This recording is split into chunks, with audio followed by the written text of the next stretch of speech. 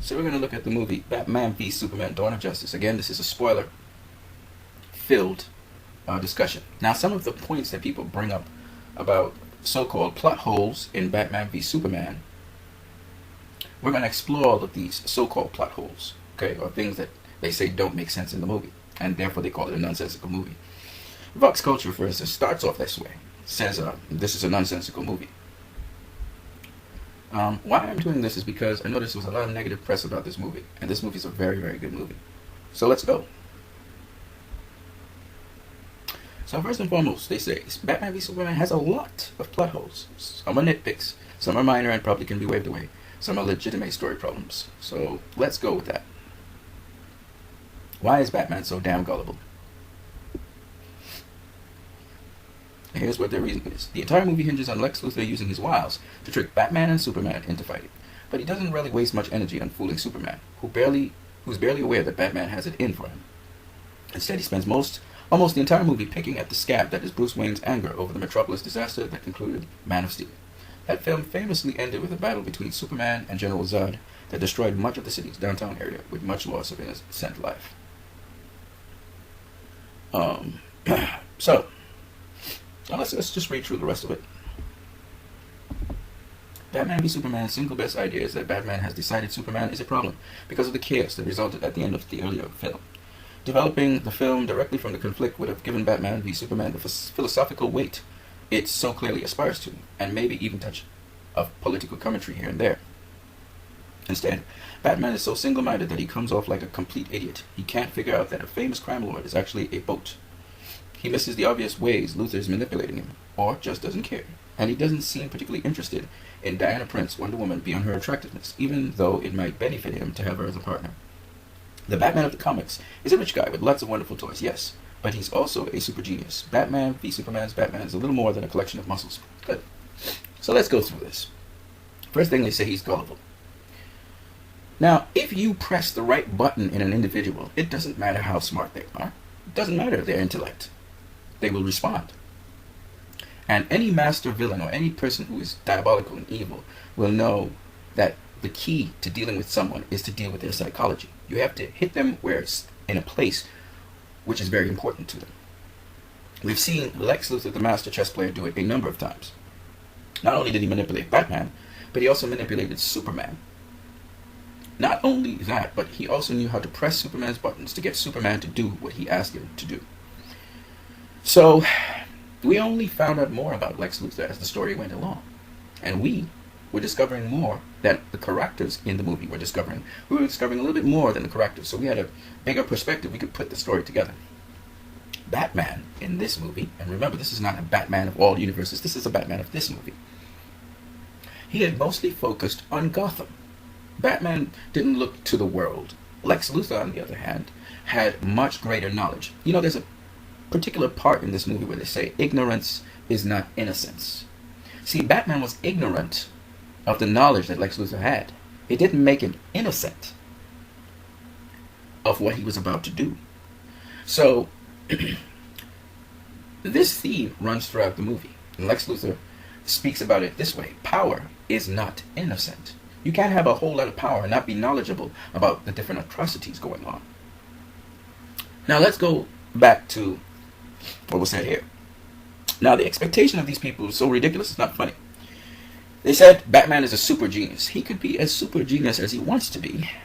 Batman in this universe, though knowing that Lex Luthor is his competitor, and probably having done some research on him, but Batman was controlled by Lex Luthor, as we came to understand in this movie, because Lex Luthor preyed on a fundamental thing of Batman, which was his insecurity in seeing his parents die. That's a very sensitive part of Batman.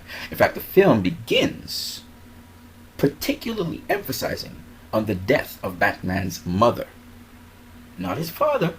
The emphasis was placed on his mother. All of his nightmares, Batman's a broken guy, 20 years, broken, because the hope that he had in healing Gotham's ills and preventing people from suffering like how he suffered backfired. Not only did he not change Gotham City, but he also continued to lose people close to him. And we saw that Robin was one of them. And all of these people reminded him of the death of his mother. Now he comes back in Metropolis and loses his close family affiliation. How do we know these people were close to Bruce Wayne? Because Bruce Wayne left Gotham, took a helicopter, came across the Metropolis, and was racing towards the site. That's how important those people were to him. And even though he was trying his best to get there to them, he still could not stop them from dying. So Batman has a serious issue with being powerless in this movie. It's a very deep psychological story going on here. He feels powerless, and he also feels hopeless. And his hope has been overtaken by fear, because when he looked up in the sky, he saw this alien crashing to the ground with another alien, and a whole set of residue, almost like a meteoric shower coming behind him, a godlike figure. He had seen the heat vision burn through the building and cut it in half. He didn't know which one of the two aliens did that, but he knew they were powerful. And when he looked into the sky, he had a feeling of powerlessness. He had a feeling of fear. He had a feeling of rage that, as Alfred said, turns good men cruel. And you saw in that one moment, because this film was about moments, you saw Batman snap like that. He snapped. He flipped over to the other side.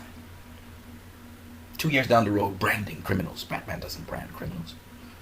Slamming into cars and letting them tumble at will. You saw him excessively brutal and relentless. And that was as a result of that snap. And at that moment in time, while that was happening, I'm giving you guys the backstory so you can fill in the blanks. Lex Luthor had discovered that there were aliens among us. And Lex Luthor started to investigate them under the Meta-Human Project, which he talked about to the Senator. So, Lex Luthor was able to find out about Batman, or Bruce Wayne, Princess Diana, or Wonder Woman. Of course, he probably didn't know as Wonder Woman, but Princess Diana. He knew about the Flash, Barry. He knew about Aquaman. Doesn't know them by their names, obviously. And he learned about Cyborg. And he realized there were all these meta-humans around. Okay?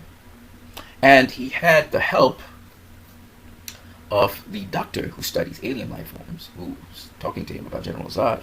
He had his help. Remember, this doctor would go on to form Metallo using the Kryptonian rock. So you have to understand that Lex Luthor was up to speed on all of these people, and he knew about Bruce and he knew about Clark. And you say, well, how is this possible that he could know about Clark and Bruce? How did Lois Lane learn about Clark and Bruce? You're telling me Lois Lane can do it, but Lex Luthor can't. Now you can ask yourself the question, why didn't Batman start looking for more aliens among us? Because he was focused on Superman. Superman, the alien, had gotten his undivided attention when he snapped like that. And he started to adopt Lex Luthor's approach to things. Destroy Superman at all cost. Yes, I see him doing good, but I don't think he's all good. And Bruce Wayne was on vengeance, and vengeance makes you blind. Hate makes you blind, so he couldn't see Lex Luthor. It's the psychology of the thing. Let's move on. How does the world feel about Superman? The film posits a world in which Superman's existence has thrown human life into chaos. Some people worship him, some people think he's a necessary evil, still others think he's a huge danger to a species, which makes sense. And again, it's based on experience and what people have witnessed, right? If you've lost your family and so on, you don't think of him as a hero. If you've seen the kind of damage in Metropolis, you don't think of him just as someone to help people. He's also a threat. If he tries to help people, he could cause more damage and be a greater threat to mankind. Now, of course, Superman in the comics, according to this, has been on trial before. There's a good version of the story where the debate plays out in full, where the moment when the world has no choice but to kill Superman with a nuclear missile carries a terrible weight because the superhero has finally re-earned our trust. So there's a story about Superman being on trial. Batman v Superman is not that film. Now that's his assumption. Metropolis boasts a giant monument to the guy, built just 18 months after the events of Man of Steel. But it seems like basically nobody likes him. The world's opinion of Superman changes from scene to scene, and seems as barely motivated as a mob of Springfielders on The Simpsons. Okay, so this person is not trying to engage and understand what's going on. This is obviously a smear letter, but let's just talk about it, because I think this is a very, very good question. Let's put it this way. If Superman was to come into the world we are in today, just looking at the statements of this letter, how sarcastic, how negative it is, no matter what good he would have done, and obviously he would also have collateral damage in whatever he does, because in real life, things don't operate perfectly. But let's say he does his good in the world today. How do you think people would have received it? How do you think the world would receive Superman? That's the question posed. Post 9/11, post Metropolis disaster. Which is a great question.